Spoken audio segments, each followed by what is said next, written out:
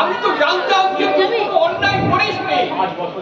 5 বছর পর জেল থেকে ফিরে এলে আবার আমি তোকে বুকে টেনে নিতাম।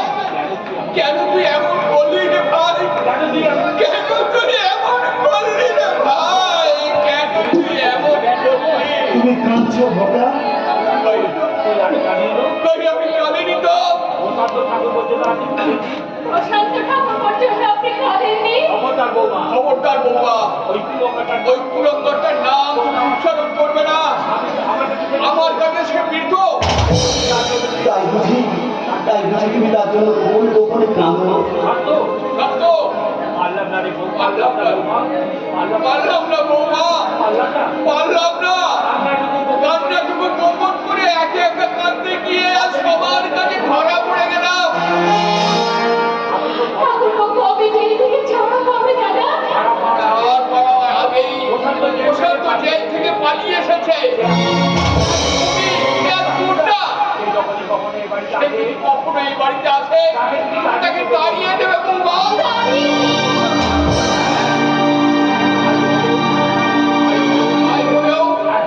একজন খুনিকে তো আমি প্রশ্রয় দিতে পারি না। বৌদি কেসে লড়তে চেয়েছিল,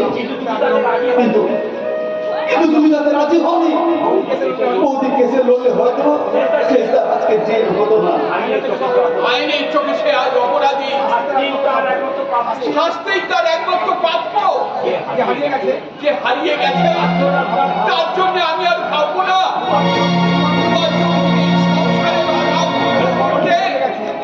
যে কোনো একটা চাকরি আমাকে জোগাড় করতেই হবে।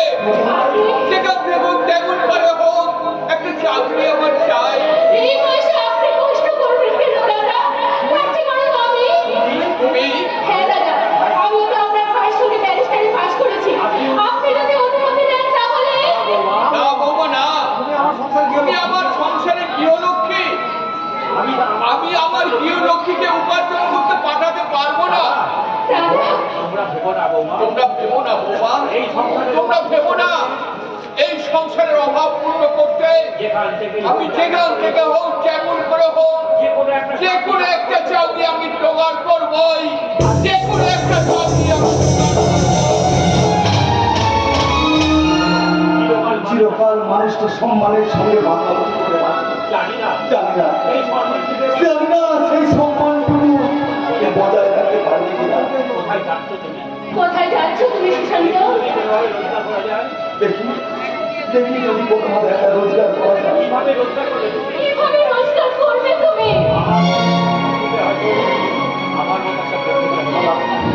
আমার মতন বৌদ্ধ চাকরি দেবে না, তাই ভাবছি ওখানে যদি কিছু একটা হকারি করা যায়। তুমি এই অবস্থায় হকারি করবে ভাই? ওটা যদি এই বয়সে চাকরি করতে পারেন তাহলে আমি কেন হকারি করতে পারবো?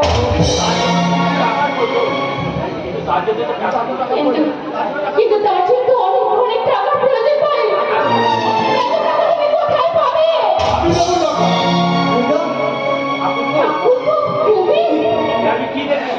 আমি কি দেখছি? কাকে দেখছি?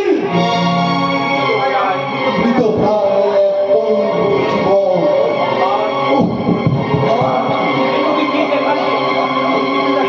তুমি কি দেখালে? এই দৃশ্য দেখার আমার সবই আমার ভাগ করে ওসব ভাগ্য আমি মানি না।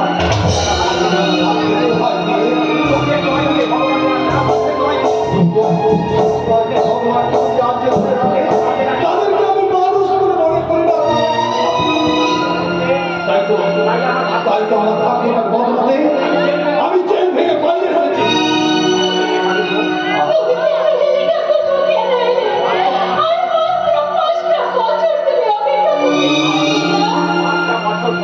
পাঁচটা বছর পরে আমি মানুষের দেখতে পারতাম।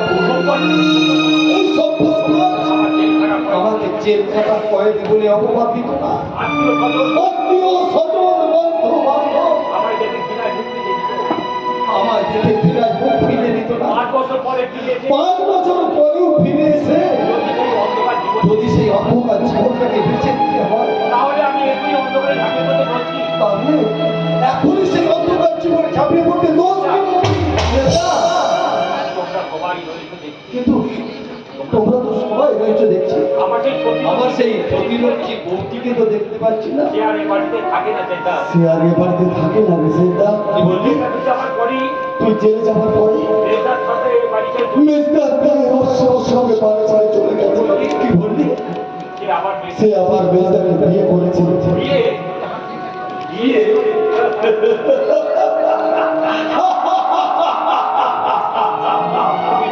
ভাবছো ঠাকুর ঠাকুর তুমি পথ খাচ্ছ ঠাকুরপো।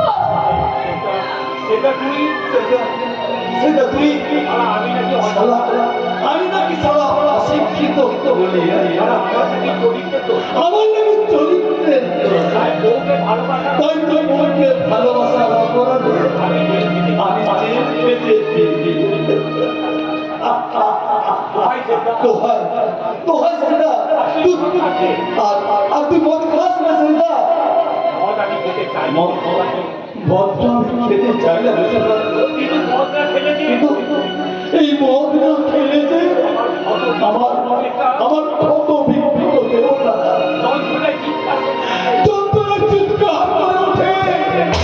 কত চিৎকার। আমার আমার আমার বাবা বাবা ওতে আমার আমার বলে ফিরে আয় প্রধান তো। ফিরে আয় প্রধান তো ফিরে আয়। জীবনে ফিরে আয়। তুই ফিরে আগে বলে জীবনে ফিরে আয়। চলে যা করবো। তুমি এখান থেকে চলে যাও ঠাকুরপো। এটা যে বড়টার আদেশ। আর করবো। হ্যাঁ, এ বাড়ি যে মদটা হ্যাঁ আমার অনেক তোর মদটা তোর পথটা দেখে আমি অবাক হয়ে যাচ্ছি। তোর সাহসে তুই এ বাড়ি এসেছিস। কোন সাহসে তুই এই বাড়িতে এসেছিস? মদটা ওটা চুপ চুপ। তোদের মধ্যে দাদা রাখো। খুনির মুখে দাদা না শুনতে আমার ঘৃণা হয়। মদটা ওটা হ্যাঁ হ্যাঁ আমি খুনি গুন্ডা লম্পট চরিত্রে আমি খুনি গুন্ডা নম্বর চরিত্রহীন। আমি ডাকাতি করি আজ আমি ডাকাতি করি, গুন্ডামি করি। মানুষ খুন করতে আমার হাত কাঁপে না। মানুষ ফোন করতেও আমার হাত কাঁপে না সেটা। কিন্তু এই তো গাড়িতে করতে লাগবে। তুই নিজেই দায়ী। এর জন্য তাই বললি হবে বলা? সেদিন আমাকে পুলিশ জালে জালে ধরে ধরে গিয়েছিল। সেদিন তুই আমাকে আমার ভাই অপরাধী নয়। আমার ভাই অপরাধী। তাহলে তাহলে আর তোমার 5 বছরের সাজা হলো না। কেন কেন তুমি সেদিন আমাকে সত্যি কথাটা বললে না দাদা? কেন কেন কেন? দূর হয়ে যা হবে বলা। তোকে দেখতে আজ আমার ঘৃণা হচ্ছে। বড়দা, এত এত নিচ আমি আমাকে দেখতেও তোমার ঘৃণা হয়। চেষ্টা সুশান্ত তুইও আমার ঘৃণা করিস না রে বাবা। বলনা রে ভাই, গুন্ডা বলে তুই আমাকে দাদা বলে ডাকবি না রে। বৌদি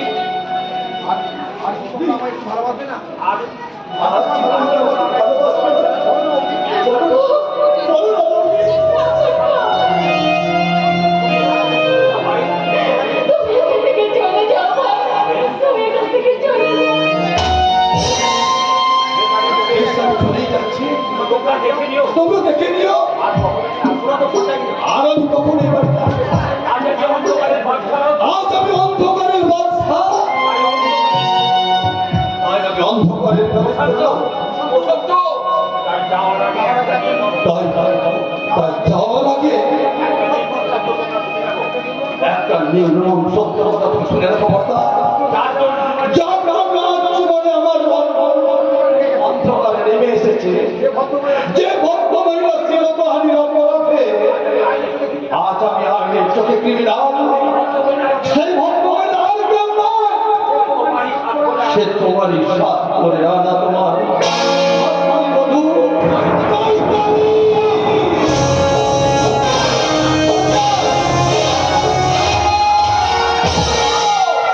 শান্ত